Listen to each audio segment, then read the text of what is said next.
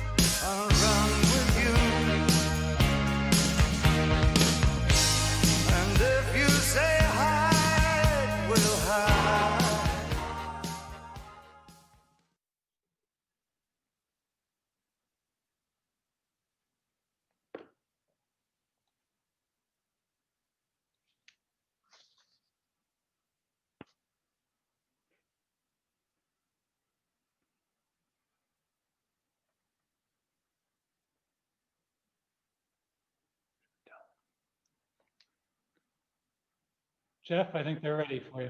All right, we're live. Welcome, everybody. My name is Jeff Brancato. This is our closing session, the cyber.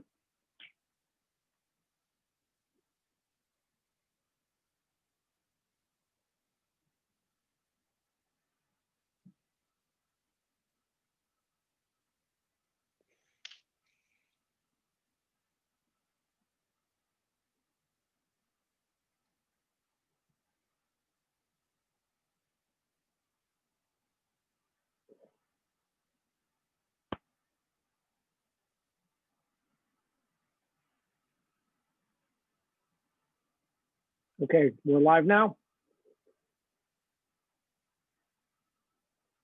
Okay, welcome everyone. This is our closing session, the cyber threat, Department of Justice and Federal Bureau of Investigation perspective. I hope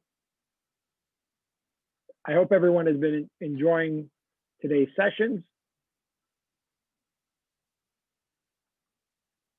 Jeff, you sound fine on our end. I'm not sure if you're getting feedback to you, but I'm getting echo on my end. Yeah, you're fine here.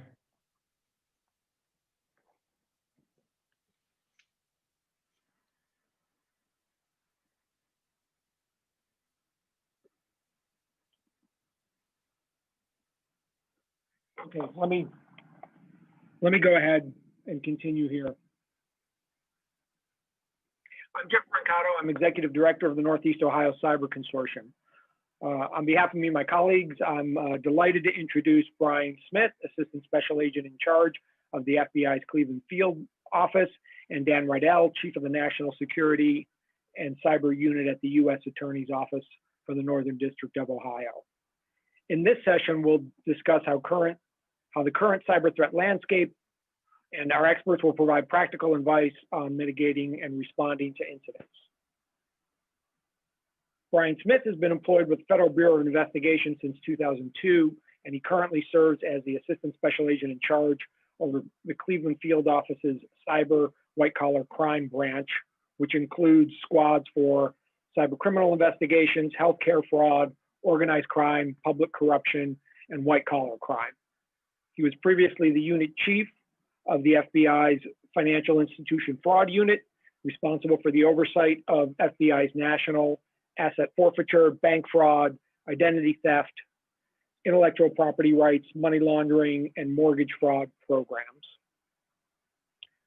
Dan Rydell is chief of the National Security and Cyber Unit at the U.S. Attorney's Office in the Northern District of Ohio. The attorneys in this group specialize in cases involving cybersecurity threats from domestic and international terrorists and cyber intrusions by nation states and criminal organizations. So let me turn it over to Brian and Dan. They're going to do their presentation jointly. I will monitor the chat function and the Q&A function within the platform. And guys, if questions start to come up, then I'll just signal you and we can go to questions and discussion. Well, thank you, Jeff. We certainly appreciate that. And thank you so much for the introduction. I'm Brian Smith with the FBI. And we appreciate everybody joining with us today. This is an interesting topic, and I think one that goes a little bit unnoticed with small business and medium-sized businesses.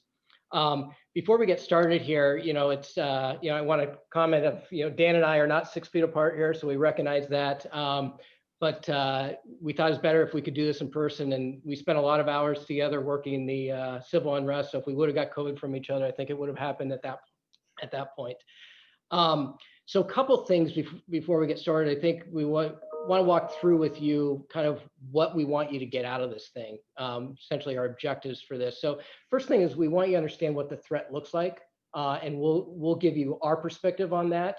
I'm sure it's probably going to be somewhat in line with some of the things you've heard earlier today from folks like Mr. Kennedy and from Gompat Wog, as well as then, make sure you guys understand that this is a threat for small and medium-sized businesses.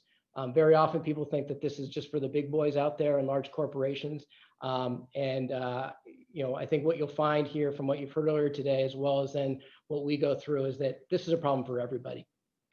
We also want you to understand that cyber is not just an IT problem. It's a business problem, and so everyone needs to address it that way. And so when you have a small, medium-sized business, it's something that you're going to have to deal with. And the last part is we want to give you some practical advice of things that we've seen over the years in the cases that we've run across that may help you when these threats, identify the threats and then address them. So we'll start off by saying, well, what is cyber?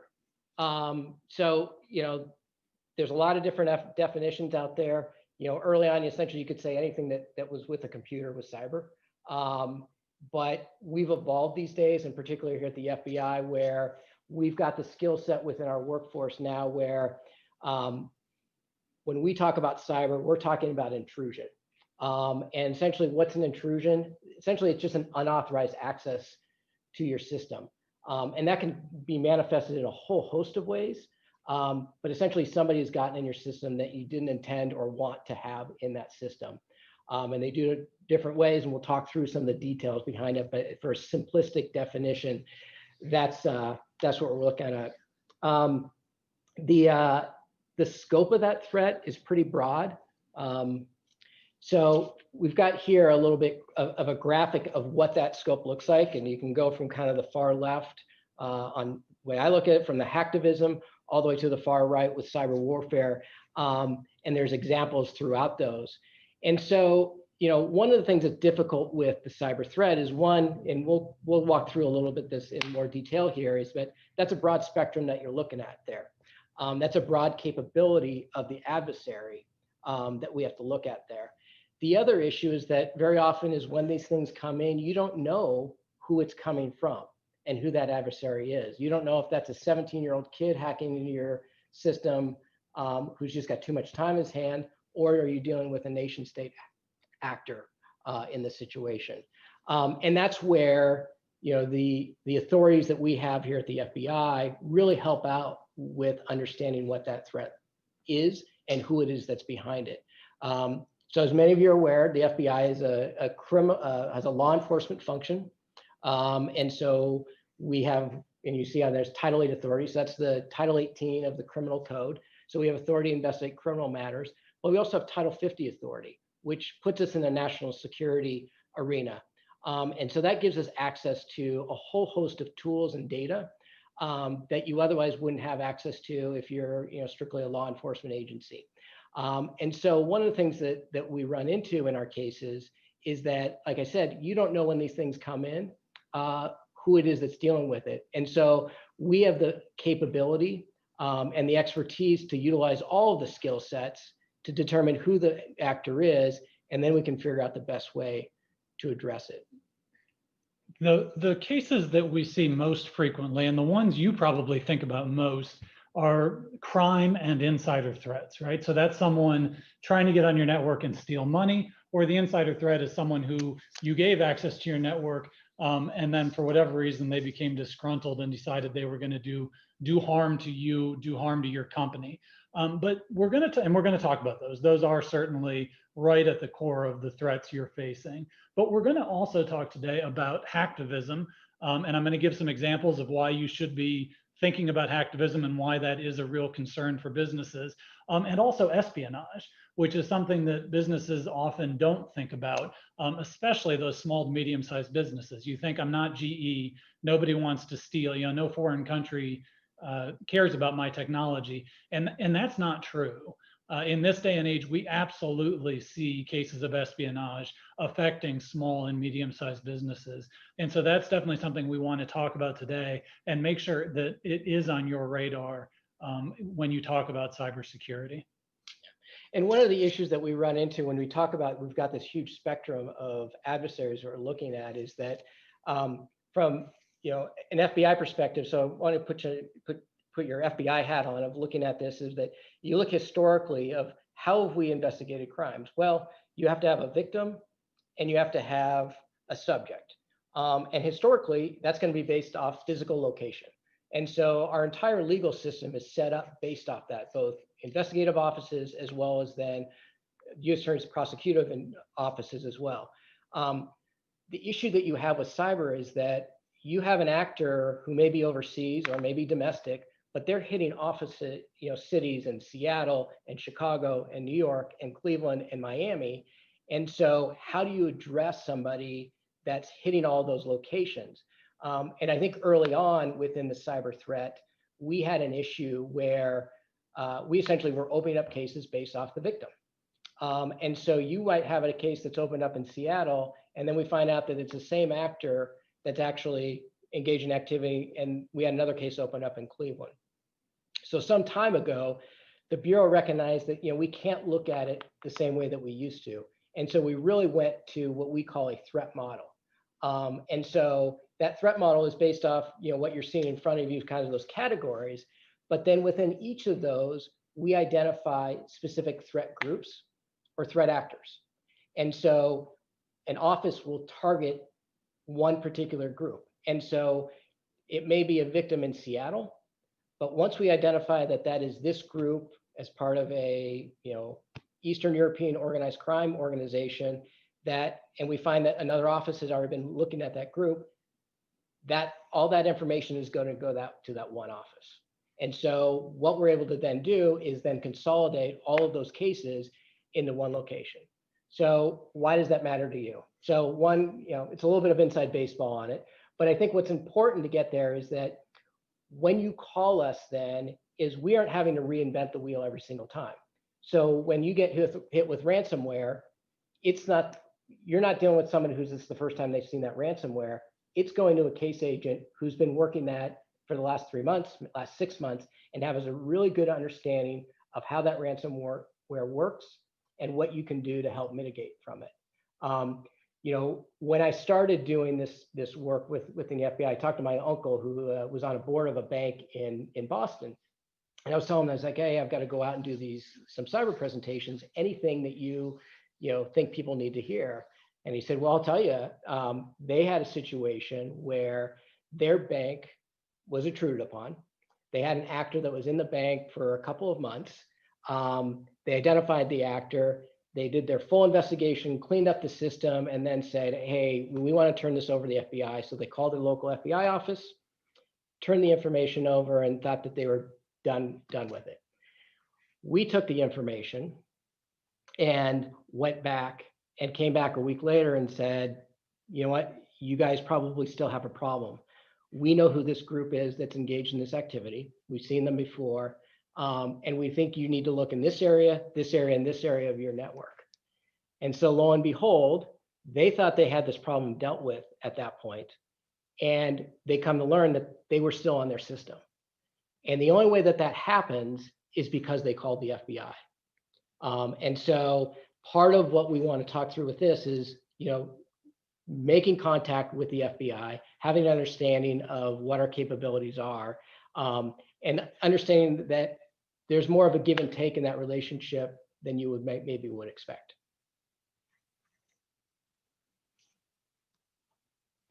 So when we talk about the spectrum of cyber threat, the first threat we'd like to talk about is hacktivism. And so what this is someone who's not in it for financial gain.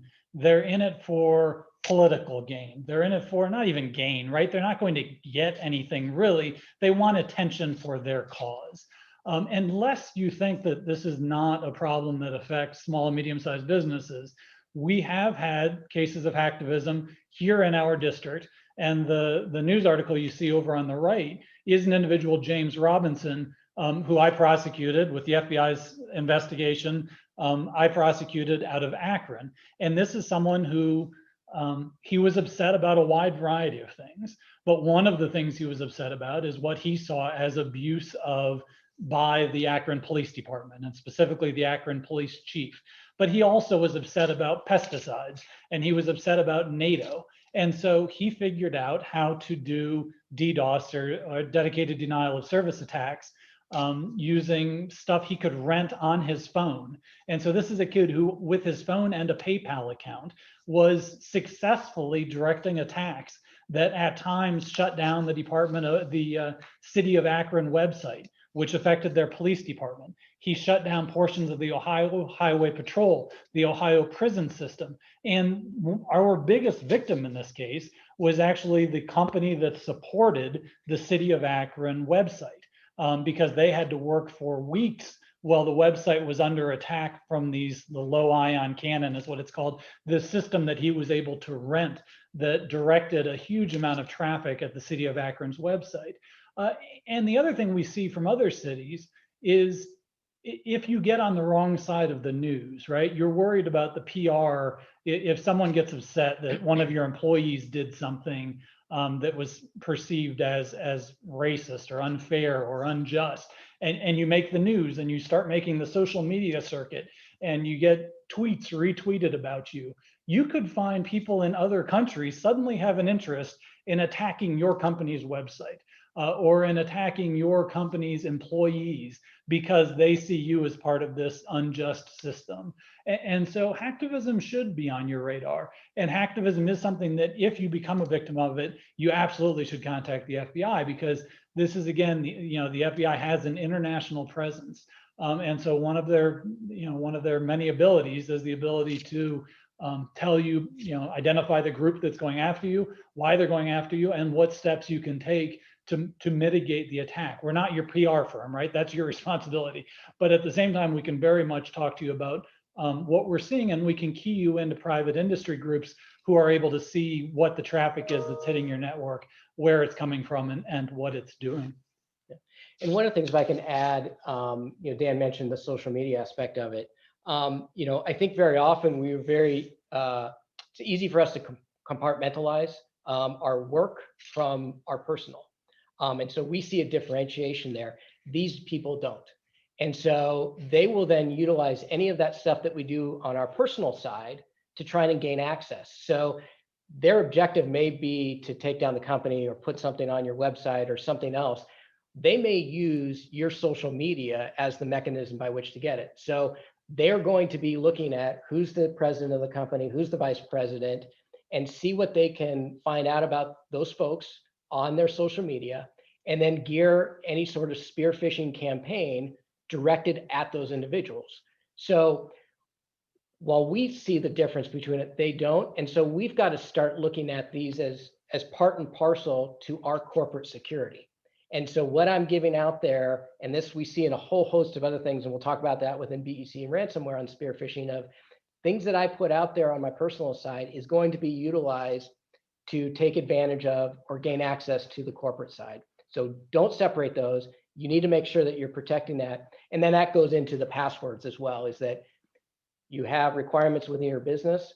My guess is most people have not changed and not that changing password, I don't advocate that all the time, but people's personal email passwords is probably the same as it was in like 1998. So that is another area that you need to be careful with, because that is the holy grail for these folks when they want to go after you.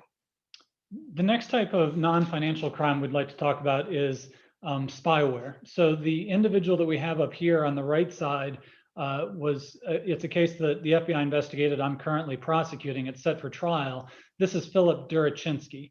This is someone who lived his whole life in our district. He's from North Royalton, Ohio, and he developed malware that he deployed. A lot of his victims were in our district. He also had victims all over the world where he was on their computer. And if we could switch to the next slide, he had a control panel set up that would allow him to watch people while they were in their homes and on their computers and in their offices. And he had alerts set up that would alert him when they went to sites that he found interesting and he wanted to watch them. And in addition to that, he could, once he was on their system, dig throughout their entire system and find divorce records and emails showing history of affairs and medical history and financial history, including tax documents. And so if someone develops an interest in you online and they get into your system, he worked for 15 years. I mean, there were some people's computers that he watched for 15 years, even as they switched computers. And so beware that if someone does show an interest in you and does want to go after you in this realm, they can do real damage. They can get a tremendous amount of information about you. And good cybersecurity practices, both personally and in your business, are the key really to defeating that kind of attack.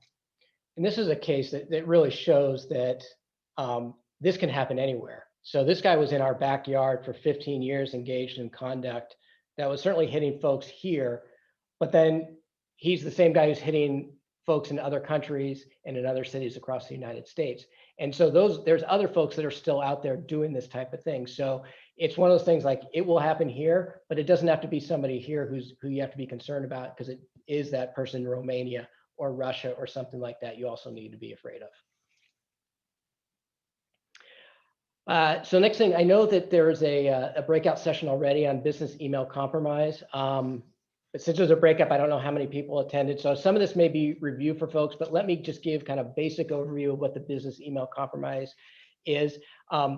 Frankly, this is something that, I think we've been talking about for the last 7 years. It started off as man in the middle scheme is what it was called. If I never have to talk about this again, that would be wonderful. But the problem is as much as we talk about it, it is still a threat that's out there. And is probably one of the most likely threats that you're going to experience as a small to medium-sized business. And so this is the scheme where, and I'm sure most of you have probably seen some manifestation of this, of where your accounts payable clerk gets an email from the CFO or the CEO and says, hey, we've got this business deal that we need to close, or I need to pay this supplier. I'm getting on a plane to Denver for this conference. I need you to wire $200,000 to this company. Here's the wire instructions. Or an email comes from a supplier saying, hey, you need to pay us for this. We changed bank accounts, and they send a new routing information. So you start making payments to those. What's happening in these situations is that, one, either sometimes there's an intrusion upon the system. So that means that somebody got in to your system via some sort of spear phishing email. And we talked a little bit about those. Or they're spoofing email addresses. So instead of it being FBI.gov, it's FB1.gov. And they're relying upon the fact that you're not going to notice this. And so you wire that money out, think everything's great. And then, lo and behold, a few weeks later, you come back and somebody says, hey, what's this wire transfer? And now you're going back and recognizing that, wait a minute, this isn't who the intended party was. The CFO never wanted this wire transfer, never asked for the wire transfer. These things work because, one, we're very busy.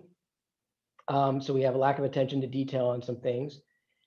And two, it's very often they're using the information that we're putting out there. So I give the example of the CEOs going to speak in Denver at a conference.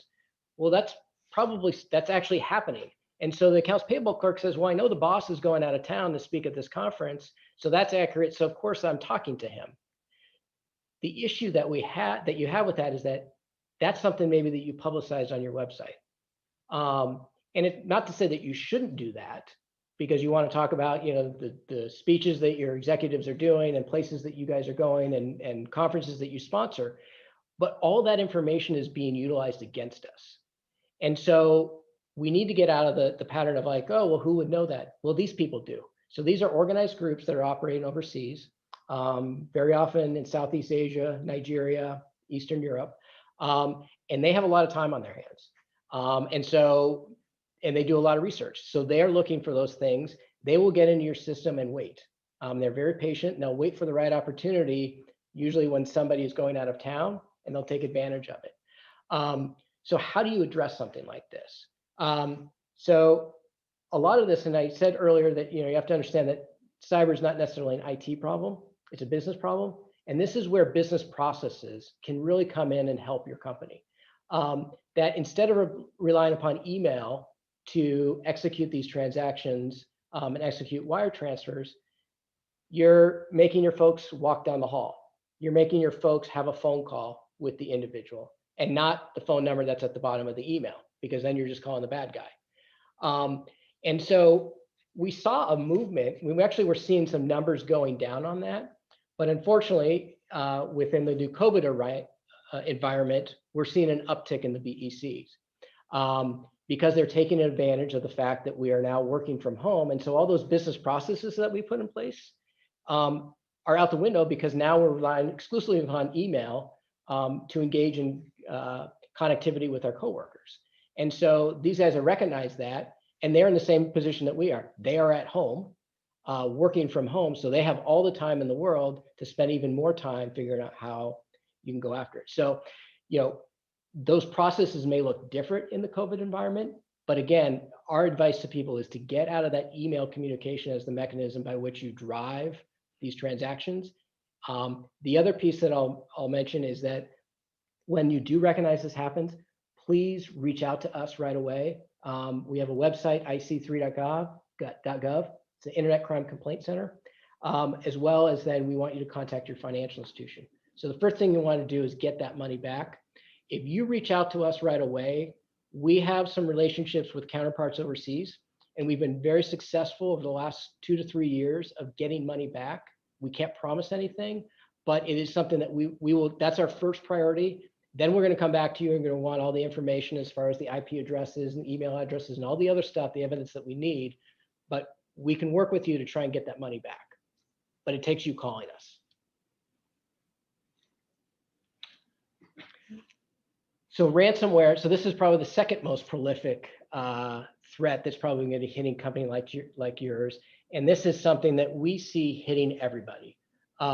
This is from large hospital systems to small mom and pops. You've got ice cream stands who are getting hit with this. You have dentist office, things like that. And it operates like most of the other situations where this is a spear phishing campaign. So they are using their research capability on the internet, information that we're posting about ourselves.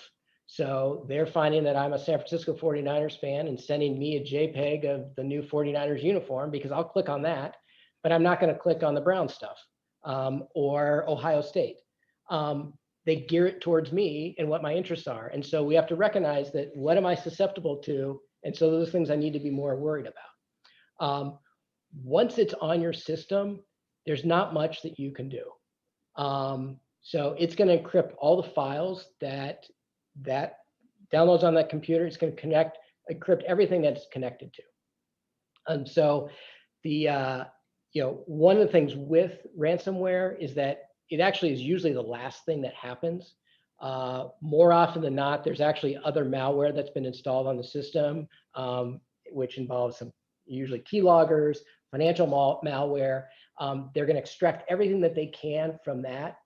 And then once they're done with that, the last thing they do is they drop that payload of the ransomware to see if they can get anything more out of you. So how do you address something like this? Well, there's really two ways. One, don't click on the links. That's really, we've been saying that probably for 25 years and people still click on links. The other thing is have good backups. And so if you have backups, and those need to be offline, because like I said, it's going to encrypt anything that computer is connected to. So if you have your backup on the same hard drive, it's going to encrypt that backup. So that does you no good. So you need to have backups. And this is both from a corporate environment as well as a personal environment. If your personal computer gets hit with ransomware, you've got your Quicken files, you've got your photos of your family, everything on there that you want and need. You need to have that backed up offsite. And then you need to practice restoring from that backup. I can't tell you how many times we've seen like, well, we had a backup, but we've never tried to actually restore from it. And so the first time they're restoring is after they've been hit with it. And half the time it works, half the time it doesn't. So you have to be prepared for this. So have some operational readiness. The other option that you have is, which we don't see as an option, but you can pay the ransom. Very often, we ask that you call us because sometimes we may have the encryption keys for those. Sometimes they will decrypt your system, other times that they won't. So you're really running a risk there. If you can kind of focus on the front two, that's a much better position that you would be in. One of the things Brian talked about is that ransomware is often a part of an attack, right? So often the last step we see in a cyber attack. And what that means for you is that you need to be doubly vigilant. If you do get hit with ransomware, it often means they were somewhere else on your network and likely still are somewhere on your network. And so you really, even if you get that backup and you restore from backup, that very likely means in another month or two, you're going to see another attack. So be extra vigilant if you do find ransomware on your system.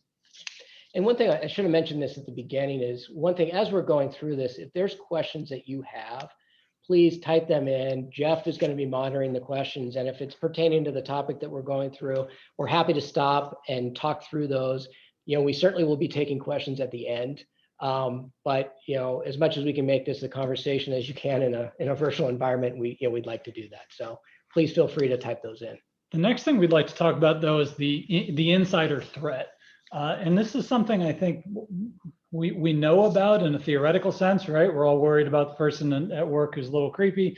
And especially we're all very concerned when that person gets fired. And in the time of workplace shootings before the pandemic, we were all very worried, we were worried about that threat. But an insider threat that we've seen as a growing development is the disgruntled employee, especially the disgruntled IT employee who has access to systems and very frequently has access to systems you didn't know he or she had access to, right? Or you didn't think about the fact that that person also had access to your phone system. They're the person who renewed our website domain. And they're the person who set up the password for our Microsoft Office subscription. And the example I have there on the right, Austin Keaton, is exactly that employee, right? This was a medium-sized company's IT worker, and the company at issue here, they import and sell equipment, like large equipment. But they're not a big company. He was their IT guy. He ran the phone system, he ran the website, he set up everyone's computer. And then because of that, he was on their system. And even though they hadn't talked at all about their plan to terminate him, he was also reading their emails. And so when there was a plan to terminate him and they were working on some sort of package to put together for him after he was terminated, he saw that. And so instead of showing up for the meeting where he knew he was about to get fired, he burned it all down. He shut down the phone system. He took over the website. He took over their client management database. He shut down the server. He changed their Office 365 subscription. So even though everything was web-based for them, he was able to change all the passwords so that he had access to it. And so for weeks, this company was unable to do business because of this insider who had all of the keys to the castle. So think about that. It's convenient, obviously, to have that kind of access, to have the person you can call who can help you with any question. But it also makes you very vulnerable to that insider attack. I mean, this was someone who did hundreds of thousands of dollars worth of damage to a company that didn't have hundreds of thousands of dollars to spend. Not that any company does. But the fact of the matter is he did real damage to this company. And there is very likely someone at your company who could do that kind of damage to your company. So think about who that person is, think about what access they have, and think about what access you want them to have. And if, God forbid, you are going to have to terminate someone in that situation who has that kind of authority, be very cautious about who's in the know, about how that's planned, and about making sure you secure your access to those systems before you go forward with your plan to terminate that individual. And a couple of things I want to focus on. So think what Jeff mentioned that, so I oversee our white collar program as well. And, this is one of the things that we see a lot within the white collar arena is we see a lot of instances where you have embezzlements by employees. And unfortunately, is what happens in a lot of these cases is that these individuals, nothing ever happens to them from a legal standpoint. And so they may have stole $100,000, $200,000 from your company, and that law enforcement isn't called because it's, well, we just want to get rid of them, get them out of here. Oh, they've got family, they've got kids, which I totally understand the thought process behind it. But what you're doing is that we have seen so many instances where we've had individuals who stole from one company, they get fired, and then they show up at another company. And what happens is that they learn their lesson from the first time. And so what may have been a $40,000, and actually I can think of a case right now where an individual stole $40,000, he gets fired, they didn't call law enforcement, he ends up getting another job and then gets into a publicly traded company and eventually becomes a CFO of the company. And he ends up stealing, embezzling, I think $1.5 million. And then to cover that, because he's a CFO, he concocted an accounting scheme to cover it up, which then led to like a $4 million accounting fraud for the company. And so they had to let off an entire department of people because they had to bring in Ernst & Young, who had to then go restate earnings and things like that. All because now, if he had been convicted of that $40,000 embezzlement, it's a slap on the wrist for him. He gets through it, but at least he's learned his lesson. And now you can prevent that problem later on. So we encourage people to reach out to us on these things and take them seriously, because it's just going to come back and hit you again. And so it may be, you may be protecting yourself later on or protecting somebody else. The other part is the corporate espionage. And so if you remember at the beginning, we talked about that threat spectrum. And so, very often we're thinking, that's for defense industry. That's for big players. Well, we certainly saw with the latest case that we had with the Cleveland Clinic that that's a big player. But that's not the only player that's out there that folks like the Chinese, the Russians, the Iranians want to go after. And so, very often small and medium-sized companies are engaging in business with some of these larger entities. And you may be the pass-through by which they leverage your access to gain access to those larger companies, or you may be working on a critical component that's part of a larger enterprise and larger project. And so they're going to be focused on what you are doing. And again, these folks are just like those criminal actors I was telling you about. They do their research. And so they figure out who's making each of these individual components. And so they're going to go in and try and get in your network and steal that information from you and bring it back to China, Russia, whatever the country is. And we've also seen foreign companies that are interested in business practices, which you may not think that that's your valuable asset, right? You may think, well, we make widgets, but everyone makes widgets, so I don't really have to worry about anyone being interested in my business. But if you are the leading seller of those widgets, then you may very well be the target of a foreign actor because of whatever business practices gave you an advantage in the market that allowed you to become the leading seller of those widgets or the leading distributor. They may want that. They may want your customer list, your supply list, or just how you do your business. How do you manage? How are you set up? What's your business structure? And so it very well could be a foreign government that's interested in your system for something other than what you consider to be the primary focus of what your business does. We're going to touch briefly on the dark web because it's a big part of cybercrime, and it's a big part of where we spend our days now as investigators and prosecutors looking at cybercrime. But I'm going to focus on why it matters to you. And really the focus is what we see with dark web and small and medium businesses is buying and selling access. And so it may be access to your data. The code name or the what they use is called FULZ, F-U-L-L-Z, and that means that's what they want. They want the name, the date of birth, the social security number, the bank account number, because that really gives the lower level cyber criminal the ability to steal a bunch of your money. But maybe more relevant to you is the access. Because your server, a server running in the United States is a valuable asset.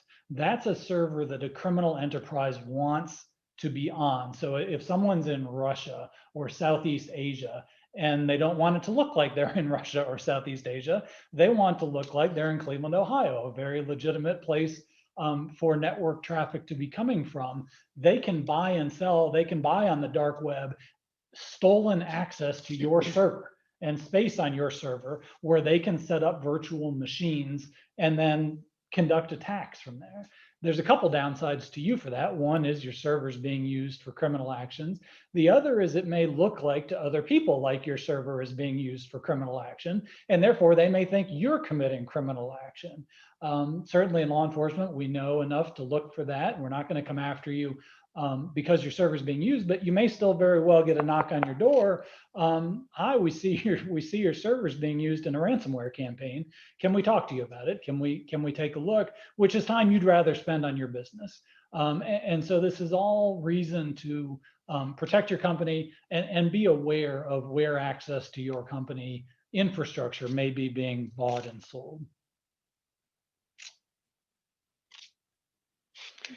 So, so the other thing we want to talk to you about is what are some of the things that we're seeing going on right now. So one thing, and I talked about this a little bit when we talked about the insider threat conversation and third-party vendors. One of the issues is that very often you may not be the end target.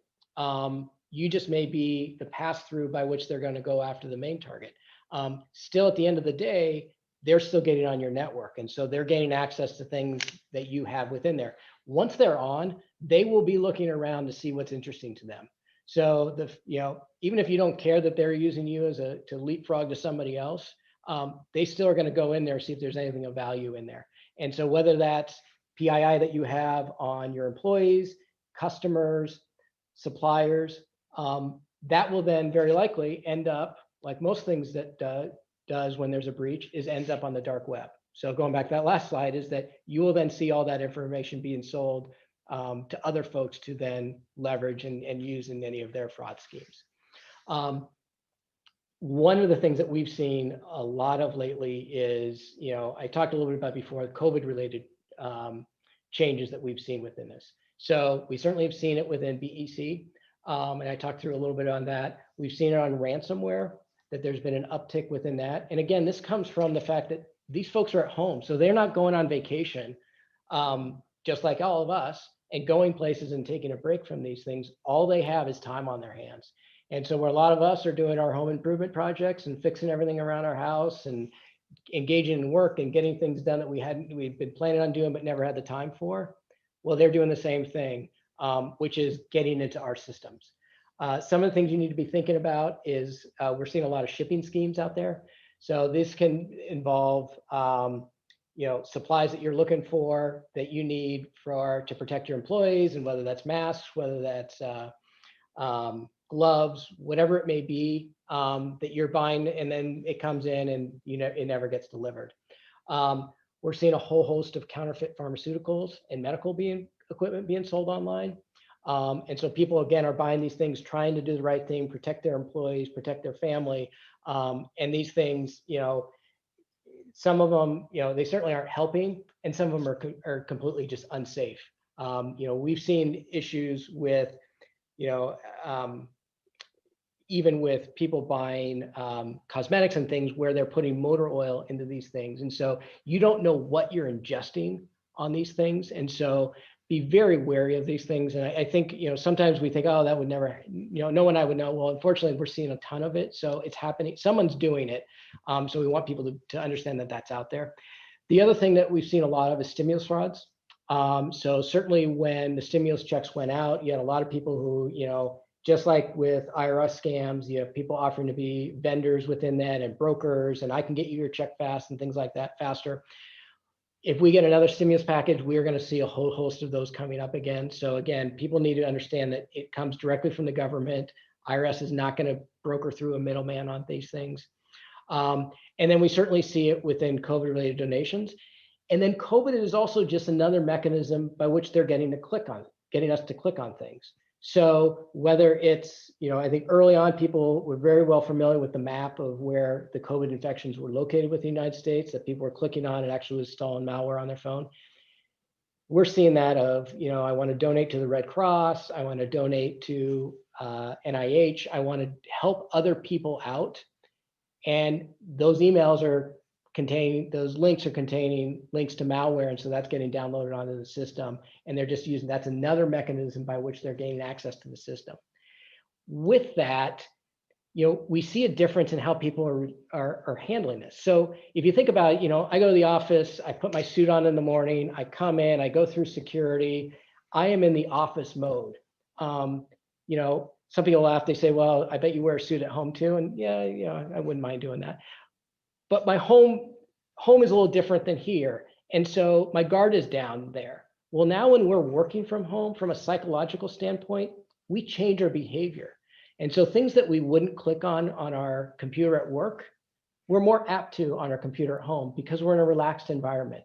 We're wearing our sweatpants, our shorts, or whatever it is. And so we're more apt to do those things, and they recognize that. And so, I feel bad for the folks like David Kennedy and Gunnar who have to deal with this stuff on a daily basis of like, I would hate to be doing this right now because the IT folks are being pushed to the brink on this with the things happening at home and everyone pushed to a home environment and having control all these different devices that are trying to get in your network. It's a nightmare for them.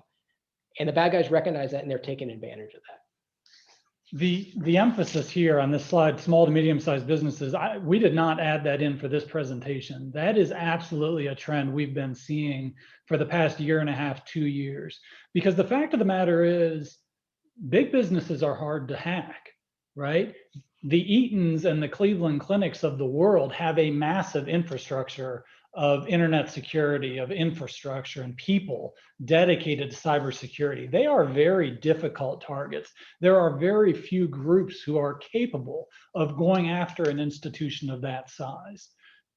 On the other hand, if you can get 10 towing truck companies and hit each of them for $50,000, $75,000, that is a much easier way to get for these people to get money. And so when I talk around the community, it's not just to you. I say this to everyone. We are absolutely seeing small to medium-sized businesses as a major attack vector right now. We see basically anyone who wires money. So law offices, equipment buyers and sellers, real estate transactions, schools and government is a big one for the same reason. Anyone who regularly wires money and has money to wire, of course, it is going to be a target of cyber criminals and a much softer target than the bigger targets, of course. And so we are definitely seeing a shift from everyone wanting to go after the banks. The banks are another example. It's very hard to hack a bank, but it's much easier to hack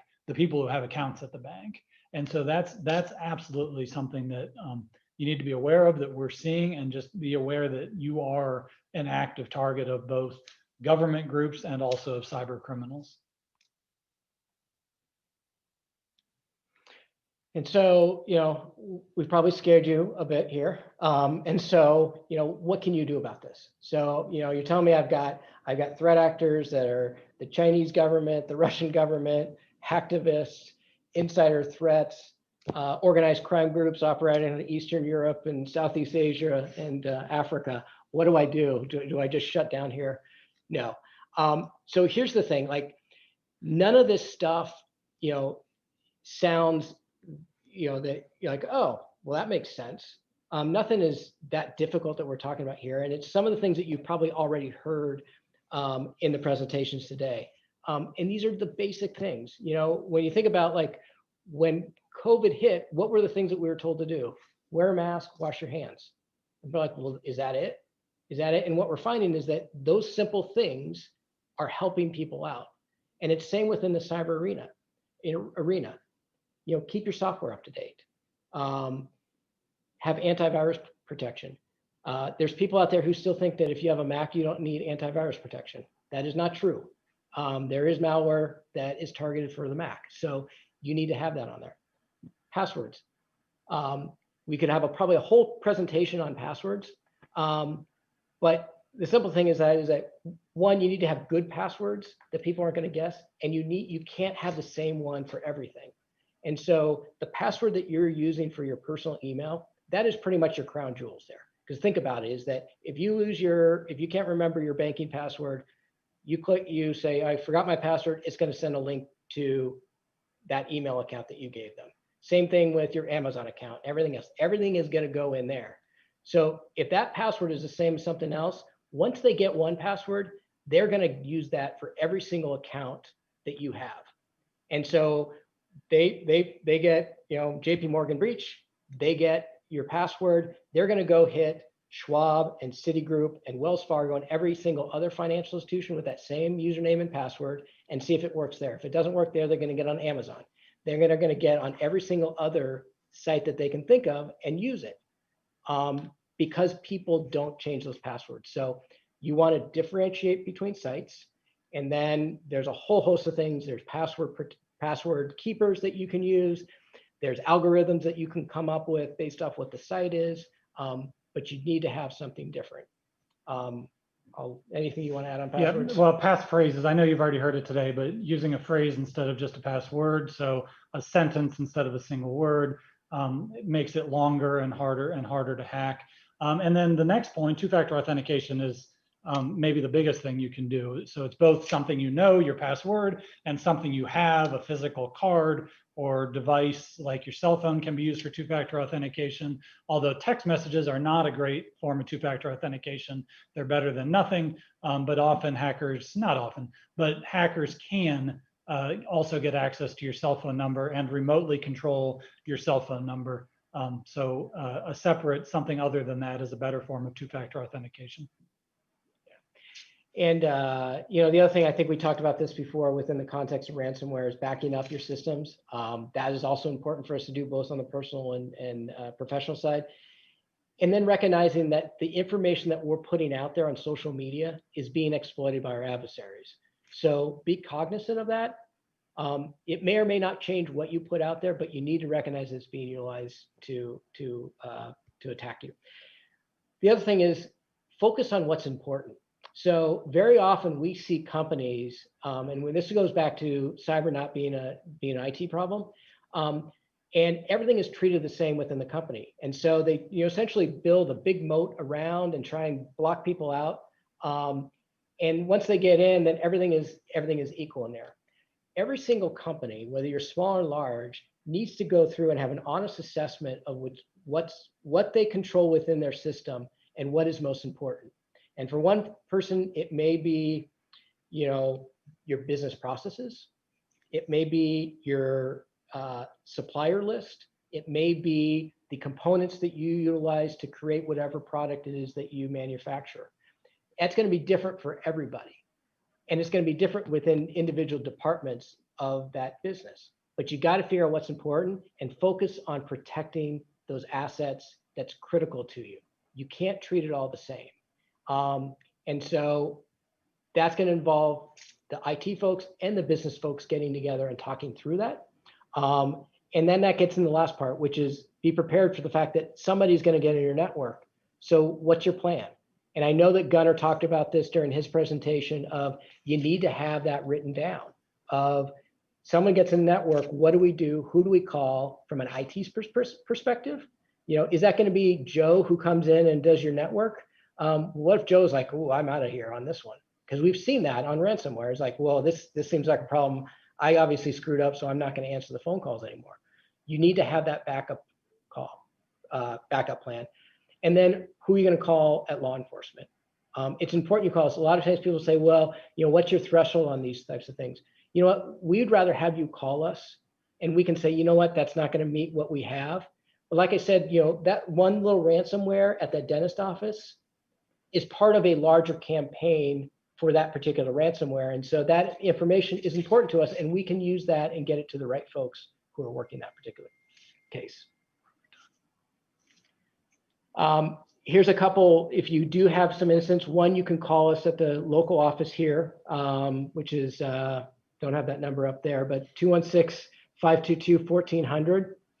You can ask, my number will be on the next slide.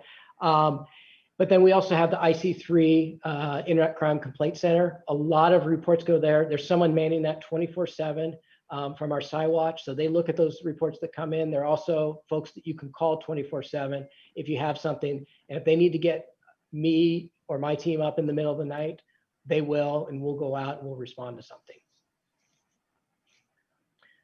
So there's our contact information. And do you have anything to add before we open up questions? So then we'll open it up for any questions that folks may have. Yeah, if anybody has any quick final questions, you can put them in the chat. I think Doug is ready to come in a minute with our closing panel. I want to thank Brian and Dan for all the information that they provided.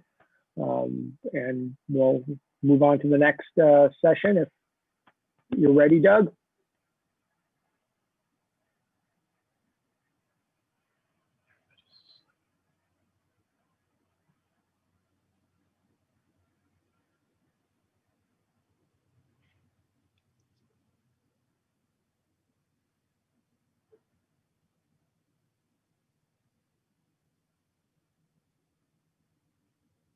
Thought folks were going to jump in.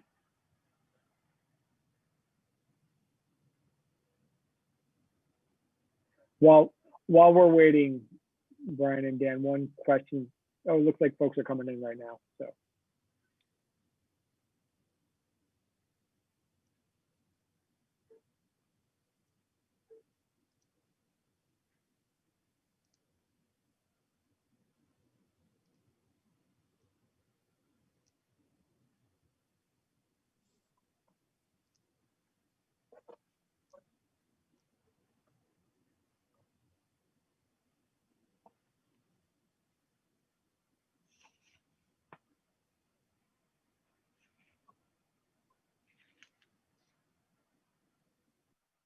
Hey there, it's Dave here.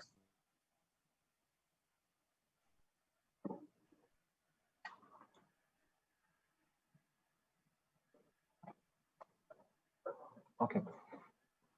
Good afternoon again, everybody. Thank you so much for staying with us all afternoon, and thank you to all of our speakers and moderators for a great program. I was able to listen in on a number of them, and I thought it was terrific.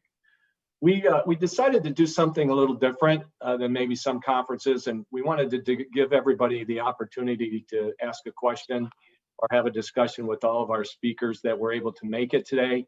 So I very much appreciate our friends from the DOJ and FBI, our moderators. We have Dave Laser here, Harmon Tam from LaserPoint, we have Gunnar from MCPC, and we have David Kennedy, our keynote speaker. I just want to, again, thank all of you for everything you've done. I have a couple of kind of things I'd like to just open it up with, and also we will be looking at the chat to see if we have questions out there. But I guess my first question to all of you, and we'll kind of go around the room, is based on everything today and maybe even around today, what's one thing that you would want us to take away from today's program? What is that one thing? So let me start with Gunnar. Gunnar, we'll call on you. So if there's one message you have for the audience and the program, what would that be? Well, sure. I apologize. I wasn't able to see everybody's presentation today, but I think for me, it would start with, for small and medium businesses is to, get an assessment done to kind of know where you are, right? It's hard to know where you want to be until you kind of know where you are, and to roadmap that out and build that path forward, right? To understand what risks you have and how you're going to mitigate them, sort those risks, and then build your cybersecurity moving forward. So for me, I think it starts with an assessment, so we can start having small and medium businesses get involved with that as quickly as possible. I think it just brings tremendous value in the long run. Excellent. Harmon, how about yourself? Yeah, I think the key takeaway, and maybe one layer deeper than Gunnar, is once you have that assessment done, I think maybe one of the very first tools that we would implement or recommend implementing is multi-factor authentication. Now, in our talk that we had this afternoon, we mentioned that over 90% of cyber attacks begin with a simple email. And so MFA is really a good tool to have deployed and really mitigates a lot of those attack vectors. Now, again, it's a simple, not easy, perhaps, depending on your business, and really have to account for all the other applications that might be affected when you turn on something like MFA. But I think it's a worthwhile tool to explore and certainly can give you a lot of bang for your buck, if you will. Thank you. Dave, we'll stay in the LaserPoint family here. How about yourself? All right.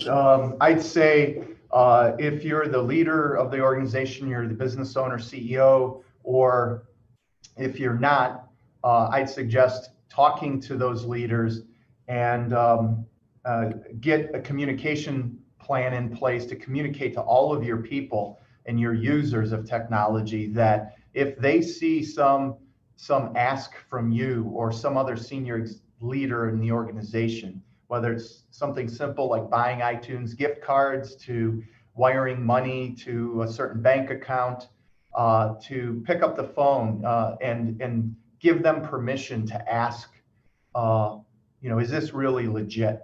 Because so often what we find is we don't realize as those senior leaders or owners that our voice is maybe a lot, or our emails can come across and be taken much more seriously than others. And so they oftentimes jump and react and instead of stopping and thinking. And that's when problems occur. And next thing you know, they've wired, tens of thousands or hundreds of thousands of dollars to the cyber criminals. So give people permission to stop and ask, and ask via picking up the phone or walking down the hall when we're back in the office to make sure it's legit. Thank you, Dave. David Kennedy, by phone. Yeah, thanks very much. I think what you can hear from a lot of these folks here is that everything from doing an assessment to enabling multi-factor authentication to understanding processes and education.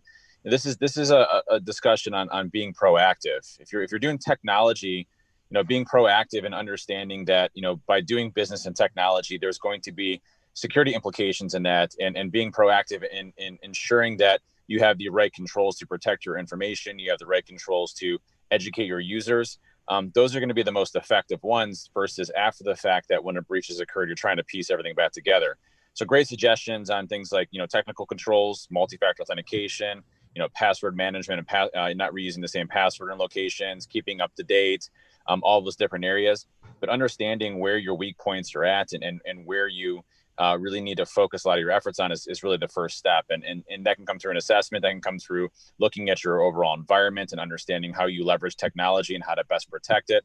But really being proactive when it comes to dealing with technology and business is the most important piece of security.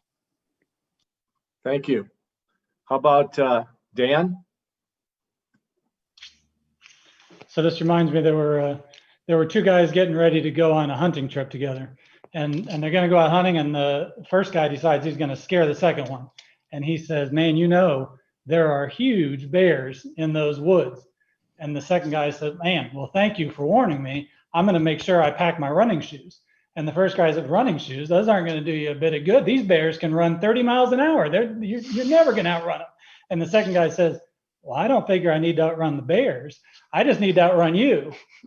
And the reason I tell that is you don't need to be the hardest target in the world, right? You don't need to be GE level of IT security. You just need to be better than the other guys, right? And if you have a good level of security that makes you a harder target, that gives us in law enforcement a much better chance to shoot the bear.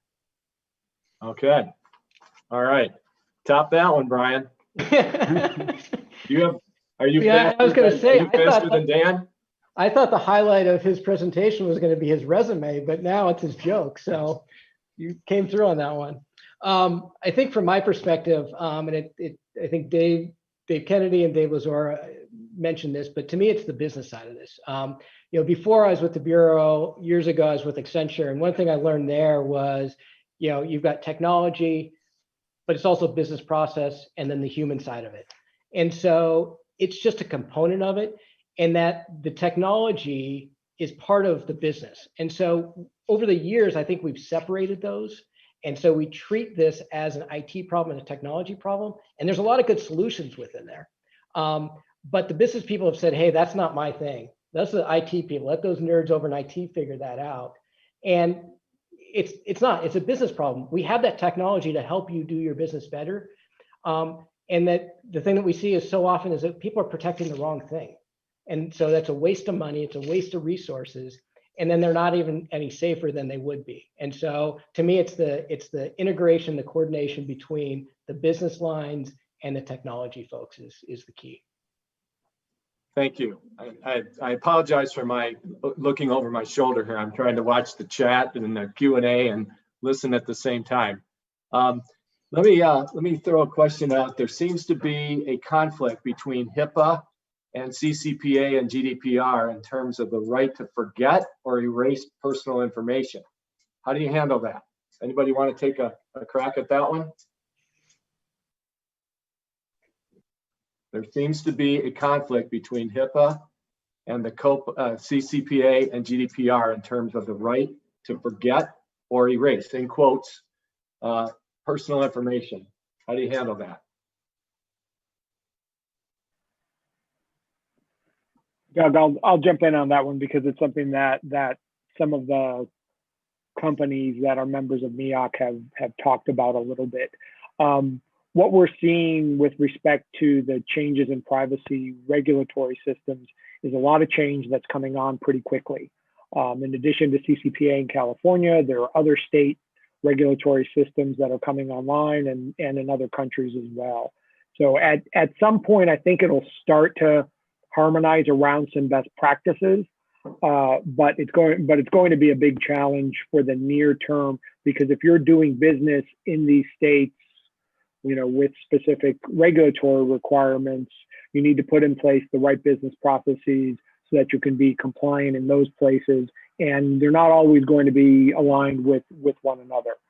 So I think one of the good things is that here in the U.S.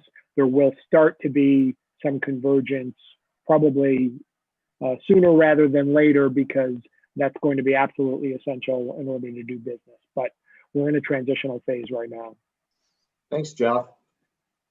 Before I go over to Jim or Gabriel, does anyone have anything they want to add to that? Amanda, thank you for your question. We appreciate that. I'm going to go over to Jim Labor. Jim is one of our GTP Tech board members. Thank you, Jim. He's also a sponsor of Tech Week, and he's also the executive. He's the CEO at Net Plus in Northeast Ohio. So he's a business owner in the tech space. So Jim, thank you for all you're doing. Thank you for your support. Thank you for being a moderator today. And you saw some of this firsthand for a few hours. So what's your takeaway? Yeah, it is amazing to me is, we live and breathe this stuff. We sell it all day long. We listen, we go to conferences all about security, and it is always amazing to me how I just sat through 2 hours of presentations and I still took a page of notes on stuff that I even knew some of the stuff, but I still wrote it down because as they were saying it, I was like, well, I knew that, but I forgot about that. So, I think the number one thing that I feel with cybersecurity is the ability to train your people and train them again and again and again. Even if you think they know it, train them again.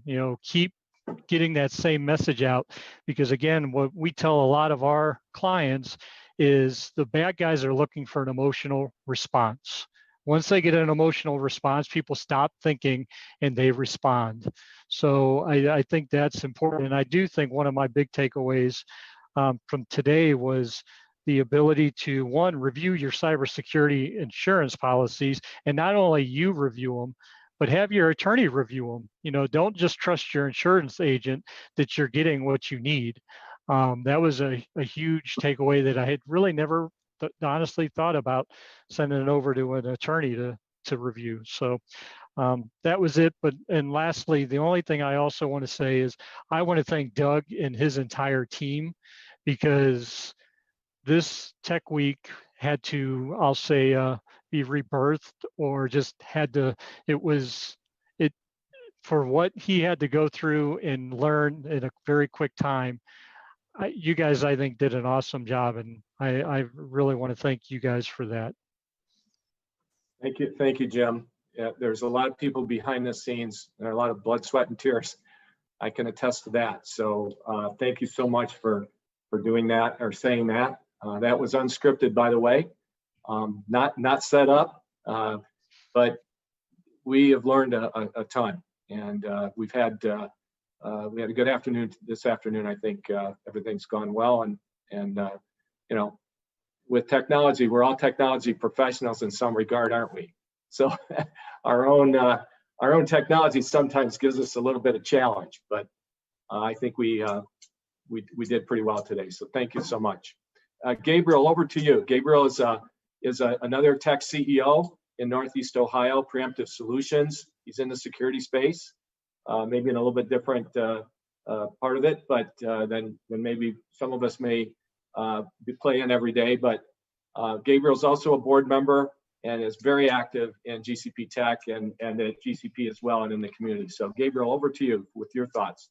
All right. Thank you, Doug. Well, I'll second what Jim said, and just thank you and everybody at GCP for all the hard work to put this on. It's going to be interesting to see how this shakes out next year in terms of what we've learned and how this changes, right, for a real conference or virtual.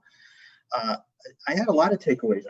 I like Jim was surprised at, you know, notes I took and stuff like that. My biggest takeaway maybe is from the 50,000-foot view level, that you know, cybercrime is a multi-trillion-dollar business. It's bigger than all the drug trading businesses combined, is what my understanding is. And the people aren't really being caught, especially if they're in foreign countries, right? In the US, it's much better. But so there's a real economic incentive for this to continue to keep growing and growing. And they're getting a lot more clever. I think another thing is that the techniques are changing. Like, you're not going to be able to rely on phone calls eventually when people can spoof your voice and leave fake voicemails from the CEO asking for a wire transfer, followed up by an email, followed up, you know, these things are becoming more and more convincing as time goes on. So you have to keep upping the precautions. And the last thing, you know, I could repeat a lot of what other people said, but the last takeaway I had is you really need to think about protecting your controller and CFO a little extra.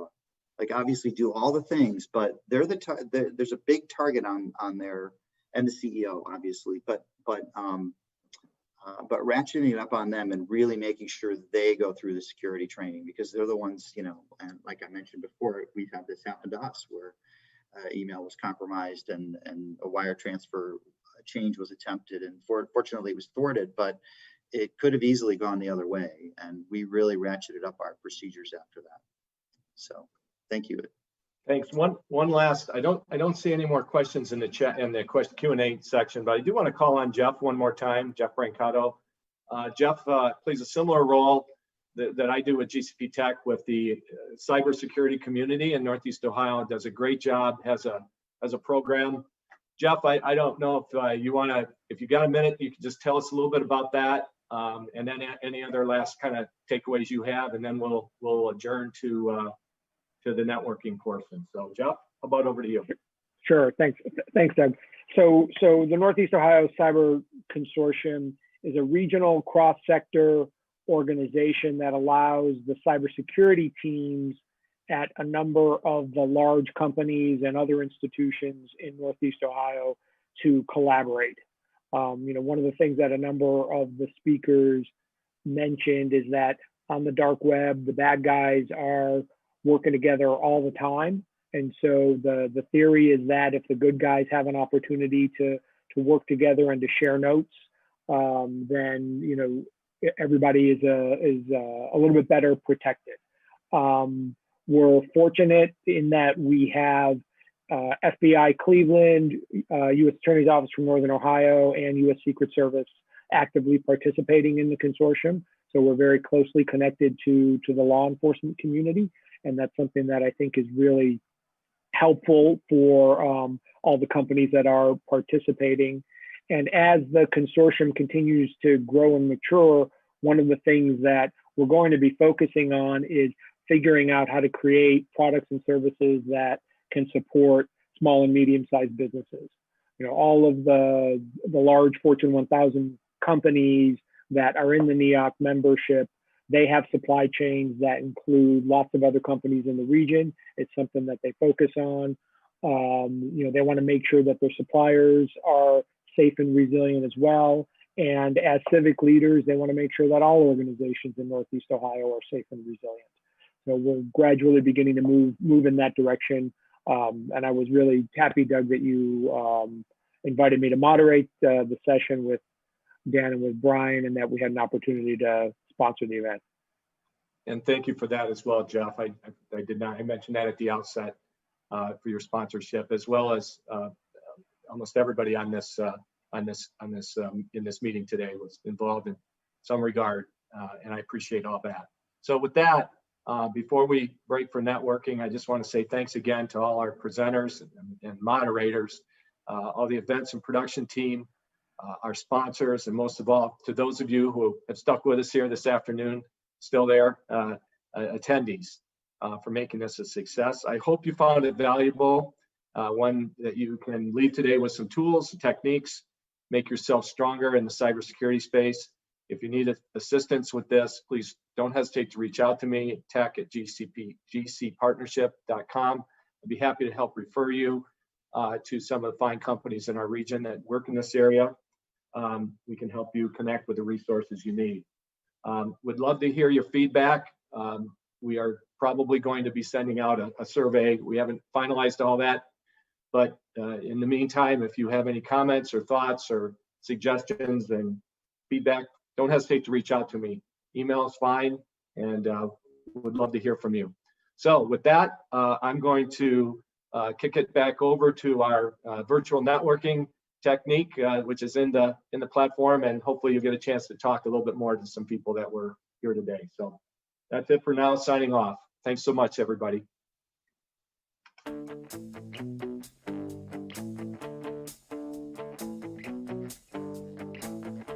Jesse is a friend. Yeah, I know he's been a good friend of mine. But lately something's changed, it ain't hard to define. Jesse's got himself a girl and I wanna make her mine. And she's watching him with those eyes, and she's loving him with that body, I just know it. And he's holding her in his arms late at night. You know, I wish that I had Jesse's girl. I wish that I had Jesse's girl. Where can I find a woman like that? I'll play along with the charade. There doesn't seem to be a reason to change. You know, I feel so dirty when they start talking cute. I wanna tell her that I love her, but the point is probably moot. 'Cause she's watching him with those eyes, and she's loving him with that body, I just know it. And he's holding